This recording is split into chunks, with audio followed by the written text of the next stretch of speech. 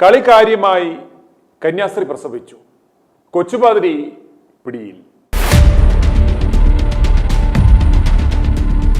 കന്യക പരിശുദ്ധാത്മാവിനാൽ ഗർഭം ധരിച്ച് മകനെ പ്രസവിച്ച ആ തിരുപ്പിറവിക്ക് ഏതാനും ദിവസങ്ങൾ മാത്രം അവശേഷിക്കെ ആ ആഘോഷത്തിന് ക്രൈസ്തവ സമൂഹം തയ്യാറെടുത്തിരിക്കെ ഇതാ ആന്ധ്രാപ്രദേശിലെ വിജയവാഡയിൽ നിന്നും ഒരു അവിഹിത ഗർഭത്തിന്റെ വാർത്ത വരുന്നു. കന്യാസ്ത്രീയാകുവാൻ പഠിച്ചുകൊണ്ടിരുന്ന എലൂരുവിലെ സെയിന്റ് ജോസഫ് കോൺവെന്റ് അംഗമായ 18-കാരിയായ പെൺകുട്ടിയാണ് ഹോസ്റ്റലിൽ ആൺകുഞ്ഞിനെ പ്രസവിച്ചത്. പ്രസവിച്ച ഉടനെ ആ പെൺകുട്ടി തന്റെ കുട്ടിയെ ജനൽ വഴി പുറത്തേക്കെറിഞ്ഞ് കൊന്നുകളഞ്ഞത്. നവജാത ശിശുവിനെ കോൺവെന്റിന്റെ മുകളിൽ നിന്നും എറിഞ്ഞു കളയുന്നത് കണ്ട തൊട്ടടുത്ത അപ്പാർട്ട്മെന്റിലെ ജോലിക്കാരി അറിയിച്ചതനുസരിച്ച് പോലീസ് എത്തുകയും കുഞ്ഞിന്റെ മൃതദേഹം കണ്ടെത്തുകയുമായിരുന്നു. വിവരമറിഞ്ഞ് ഏലൂരു സർക്കിൾ ഇൻസ്പെക്ടറുടെ നേതൃത്വത്തിലുള്ള പോലീസ് സംഘവും വനിതാ ശിശുക്ഷേമ വകുപ്പ് ഉദ്യോഗസ്ഥരും നടത്തിയ പരിശോധനയിൽ കുട്ടിയെ എറിഞ്ഞത് കോൺവെന്റ് കെട്ടിടത്തിൽ നിന്നാണെന്ന് സ്ഥിരീകരിച്ചു. പ്രസവവും കൊലപാതകവും നടത്തി അവശനിലയിലായ മടത്തിലമ്മയാകുവാൻ എത്തിയ പെൺകുട്ടിയെ ഏലൂരു ജനറൽ ആശുപത്രിയിൽ പ്രവേശിപ്പിച്ചിരിക്കുകയാണ്. കുഞ്ഞിന്റെ മൃതദേഹം ഇൻക്വസ്റ്റ് നടപടികൾ പൂർത്തിയാക്കി പോസ്റ്റ്മോർട്ടത്തിനായി അയച്ചു. കുർണൂൽ സ്വദേശിയായ പെൺകുട്ടി ഇന്റർമീഡിയറ്റ് വിദ്യാർത്ഥിനിയായിരുന്നു. മഠത്തിൽ താമസിച്ച് മടത്തിലമ്മയ്ക്ക് പഠിക്കുകയായിരുന്നു പെൺകുട്ടി.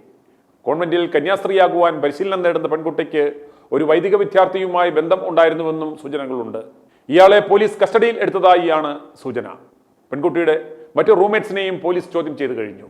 കുഞ്ഞ് പ്രസവ സമയത്ത് തന്നെ മരിച്ചതാണോ അതോ കെട്ടിടത്തിന്റെ മുകൾ നിലയിൽ നിന്ന് എറിഞ്ഞതിന്റെ ആഘാതത്തിൽ മരിച്ചതാണോ എന്ന് ഉറപ്പിക്കാനായിട്ടില്ലെന്നും പോലീസ് പറഞ്ഞു. പോസ്റ്റ്മോർട്ടം റിപ്പോർട്ട് വന്നു കഴിഞ്ഞാൽ മാത്രമേ ഇക്കാര്യം സ്ഥിരീകരിക്കുവാൻ സാധിക്കത്തുള്ളൂ എന്നും പോലീസ് വ്യക്തമാക്കി. അതേസമയം പെൺകുട്ടിയുടെ പ്രായത്തിന്റെ കാര്യത്തിലും വ്യക്തത വരുത്തേണ്ടതായുണ്ട് എന്നും പോലീസ് പറഞ്ഞു. പ്രായപൂർത്തിയാകും മുമ്പേ പെൺകുട്ടി നിരവധി തവണ ലൈംഗിക പീഡനത്തിന് ഇരയായിട്ടുണ്ട് എന്നും മെഡിക്കൽ പരിശോധനയിൽ കണ്ടെത്തിയിട്ടുണ്ടെന്നും പോലീസ് വെളിപ്പെടുത്തി. ഗർഭത്തിന് ഉത്തരവാദി വൈദിക വിദ്യാർത്ഥിയാണോ അതോ പാതിരിയാണോ അതുമല്ലെങ്കിൽ ബിഷപ്പുമാരാണോ എന്ന് കണ്ടെത്തുവാനുള്ള ഭഗീരഥ യജ്ഞത്തിലാണ് ഏലൂർ പോലീസ്. സഭയുടെ നോട്ടുകെട്ടുകൾ കനത്തിൽ ചെന്നാൽ ഗർഭത്തിന് ഉത്തരവാദി ചിലപ്പോൾ പരിശുദ്ധാത്മാവിന്റെ തലയിൽ കെട്ടിവെക്കുവാനും സാധ്യതയുണ്ട്. അതേസമയം പെൺകുട്ടി ഗർഭിണിയാണെന്ന വിവരം പെൺകുട്ടി പോലും അറിഞ്ഞില്ല, പിന്നല്ലേ ഞങ്ങൾ അറിയുന്നത് എന്നാണ് കോൺവെന്റ് മദർ സുപ്പീരിയർ പറയുന്നത്. ഹോസ്റ്റൽ അധികൃതരെയും പോലീസ് വിശദമായി ചോദ്യം ചെയ്തു. പ്രസവ സമയം വരെ ഗർഭം എങ്ങനെ ഒളിപ്പിക്കുവാൻ കഴിഞ്ഞുവെന്നാണ് പോലീസ് ഉയർത്തുന്ന ചോദ്യം. കടുത്ത ദാരിദ്ര്യവ്രതമായതുകൊണ്ട് വയറ് വീർത്തു വരുന്നത് മൂലം അത് കാര്യമാക്കാറില്ല എന്നാണ് മദർ സുപ്പീരിയർ ജനറൽ പോലീസിനോട് പറഞ്ഞത്.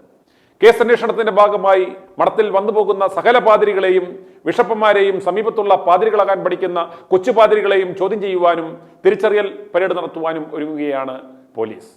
സാധാരണഗതിയിൽ മഠം അധികൃതർ ഗർഭവിവരം അറിഞ്ഞാൽ സുരക്ഷിതമായി അവർക്ക് പ്രസവിക്കുവാനുള്ള കേന്ദ്രത്തിലേക്ക് മാറ്റി കുഞ്ഞിനെ ആർക്കെങ്കിലും വളർത്തുവാൻ കൊടുക്കും.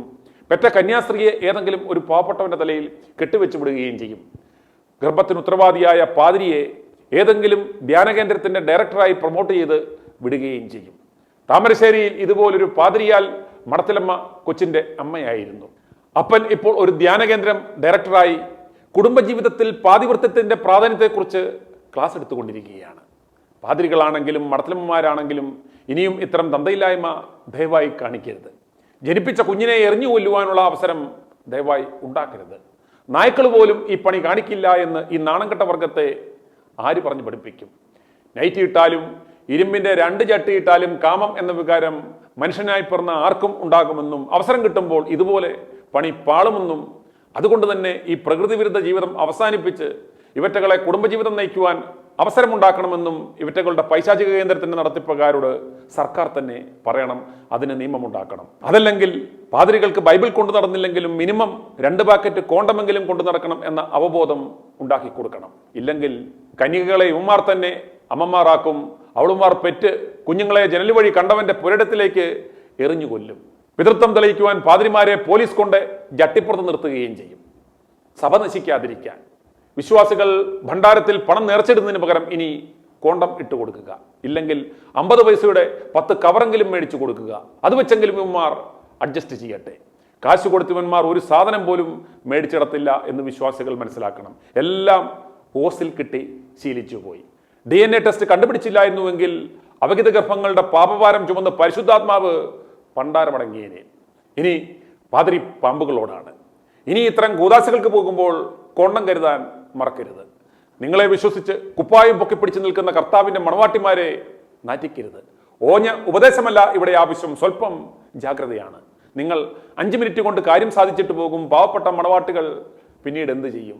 ഒടുക്കം അവർ ഇതുപോലെ പ്രസവിച്ച് ആരുടെയെങ്കിലും വാച്ചിലെറിയും, മൊത്തത്തിൽ നാറുകയും ചെയ്യും, സഭ മുടിയുകയും ചെയ്യും. അതുകൊണ്ട് വിശ്വാസികൾ പാതിരികൾക്കും മഠത്തലവന്മാർക്കും പണി കിട്ടാതെ എങ്ങനെ പരിപാടി നടത്താം എന്ന വിഷയത്തിൽ പറ്റിയാൽ എല്ലാ ആഴ്ചയും ക്ലാസ് എടുത്തു കൊടുക്കണം. ഇല്ലെങ്കിൽ സഭ മുടിയും കട്ടായം.